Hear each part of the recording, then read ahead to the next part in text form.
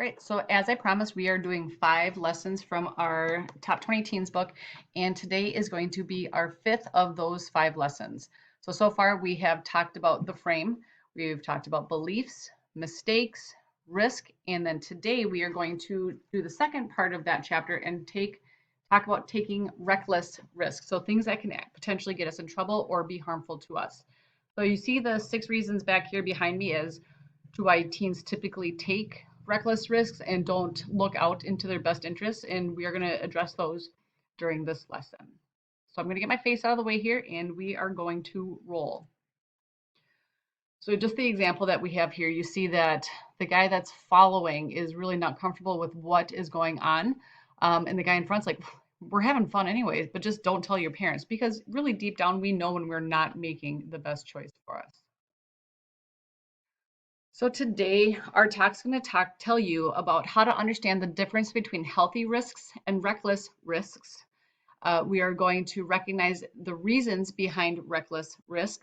And then finally, you are going to develop healthy decision-making strategies for things that are truly in your best interest. And we are going to continue the conversation about decision-making next week in another lesson.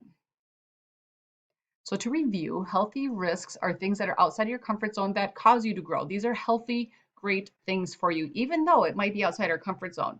So remember we talked about the other day about how we're in our comfort zone, and right outside our comfort zone, that crust is that fear zone. And that's what we look at, and that's what makes us stay right where we are, where it's really hard for us to see into that learning zone and finally move into the growth zone. Secondly, why should I worry about healthy risks? Well, you should worry about it because so many awesome qualities are found outside of your comfort zone. The 3 that are most prevalent for teenagers to understand is finding courage. A lot of us need courage to go against the grain or go against the norm of what the rest of our teens and our peers are doing. We need accountability. This is being able to admit when we've done something wrong or to be able to own our mistakes and actually correct our mistakes. And then finally, discipline. Are you able to get up and start your schoolwork on your own? Are you able to go exercise and work out for your sport, even though you don't have a coach that's telling you what to do right now? Are you able to do your homework, even if your parent or adult is not home with you? These are all things that would be in your best interest, but do take a lot of discipline. Some examples of healthy risks might be taking a challenging class, something that you know you might not get that greatest grade in, but you're actually interested in the content. Maybe you join a club without your friend's approval and they actually might be something that they have zero interest in. Or finally, maybe you audition for a role in Bravo and you've never done any sort of singing or instrument playing ever. So we are specifically going to talk about reckless risks today. Okay, so when we talked the other day, we talked about how top 20s see risks and look at right in the eye, and we might even punch it in the throat when we're talking about healthy risks, and they say, hey, let's go. Where bottom 80s look at risk taking in the healthy way as very scary. So what bottom 80s typically do is they might turn to reckless risk taking. Also, top 20s understand the difference between healthy risks and reckless risks. So healthy risk taking is taking risks that cause you to grow. Reckless risk taking stops your growth and requires you to be a little bit fake. And also you might pretend or be your false self, like if you decide to drink or do drugs. So reckless risk is very prevalent or very common in teen culture, and it's largely due to these 6 reasons that I'm going to give you now. Number 1 is belief in invulnerability. You think you're invincible. Teens often don't believe anything bad will happen to them as a result of their risk taking.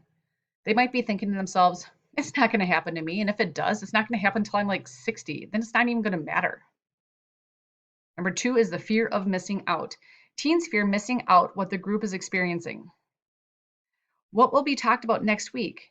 And if it's the Saturday night at midnight story, God, I'm not going to want to be home by 11. Number 3, other people's opinions. Just as OPOs may block our growth from healthy risk taking, they often encourage our willingness to take reckless risks because it's hard for us to say no.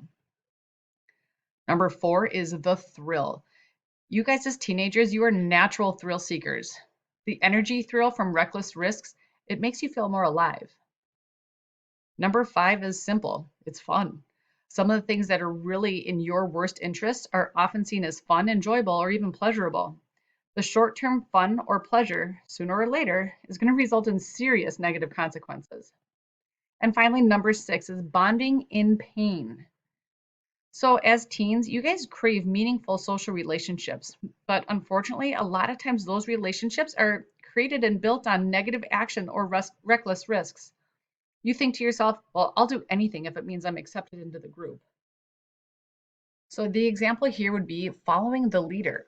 So I'm sure you've heard the saying, if your friend jumped off a bridge, would you jump too? And some of you might realistically tell your adult or your parent, well, no, of course not. But you're thinking inside, yeah, I probably would. Because so often we follow blindly. We don't look ahead to see what might happen. So I'm just asking that you guys chill out on making that decision, step back a little bit, and assess before you make the choice to just blindly follow. So another example here is, well, why then would teenagers choose to use drugs or drink alcohol even when they see the harm that's been done to their peers?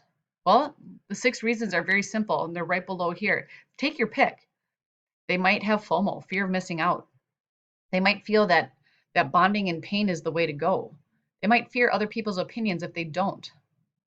They think they're invulnerable. Like, so what if I do this? What's going to happen to me? They want the thrill of it. They know that it's exciting and it brings energy to their life. And finally, it's fun. So now we're going to discuss self-restraint and self-discipline. So top 20s have an uncanny ability to analyze the situation quickly and effectively and make decisions based off their long-term best interest. What is the best thing for you in the long run? Many times these decisions involve self-restraint and self-discipline. Those are 2 very challenging things, and we'll talk about that a little bit more next week when we talk about character. So consider the examples of a healthy risk, which might be trying out for the speech team. And an unhealthy risk would be driving a motorcycle without a license or a helmet. Both may provide new experiences outside your comfort zone, but top 20s ask 3 important questions before they take their risks. So before they ask those 3 important questions, they're analyzing that situation very quickly. They make their decisions based on their own best interests. They shut out other people's opinions in fear of missing out. Where bottom 80s have a really hard time blocking out the reasons for the reckless risk. So what are those 3 questions? So for you to be a top 20 teen, I want you to ask yourself, do I have to lie about what I'm doing? Number 2 is, well, what's the worst outcome of the situation? And again, not thinking about an hour from now, thinking about 2 years from now. Number 3 is, can I live with that outcome? Am I okay with that? So I want you right now to think about these 6 different examples. Number 1 might be doing a class project with someone you don't know. The second one would be experimenting with drugs. The third one, running for student council. Fourth, shoplifting. Fifth, asking someone to a dance. And sixth might be having sex. So as you look at those 6 examples, you can easily right now put the ones in the category that belong in healthy risks and which ones of those go into the reckless risk. It's really easy to say right now as you're sitting and listening to me talk about it. But when we are in the middle of it, it makes it a little bit more challenging. So what you're going to do is you're going to go to Schoology and you're going to upload this PDF from our folder into Notability, or you can print it and handwrite on it. But the things I want you to do is you're going to review the reasons for reckless risk. Then you're going to apply one of them to your own life and you're going to elaborate on it. You're going to give me a little bit more background about it. And then finally, what you're going to do is you're going to think of a reckless risk you have taken or you might consider taking in the future. And you're going to answer the questions at the bottom of the sheet about it. And then finally, you're going to turn that sheet in right to Schoology. So as we are discussing these reckless risks, really make sure that you're reflecting on your own behavior. And I want you to continue this thought process next week as we start talking about character and as we start talking about decision making, because really your choices do reflect about who you are. All right. Have a good weekend. Enjoy your day off tomorrow.